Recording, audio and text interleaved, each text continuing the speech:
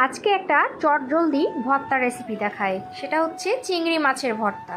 কত সহজে চিংড়ি মাছের ভর্তা করা যায় আসেন দেখুন।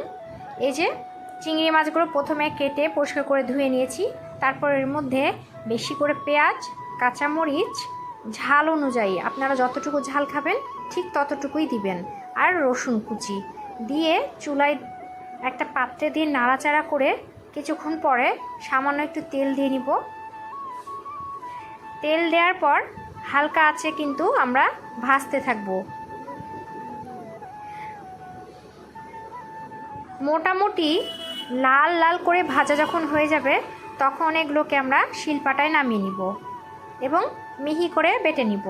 আপনারা চাইলে ব্লেন্ডারও ইউজ করতে পারেন, তবে শিলপাটা ভর্তাটা একটু বেশি ভালো হয়, সেজন্য শিলপাটাটাই বেস্ট ওয়ে।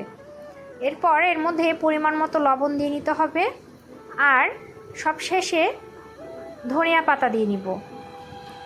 এই তো সব একসাথে এভাবে মিক্স করে নেওয়ার পরে এবার আমরা ভর্তা গরম গরম ভাতের সাথে খাবার জন্য একদম রেডি। রেসিপিটা ভালো লাগলে লাইক করবেন।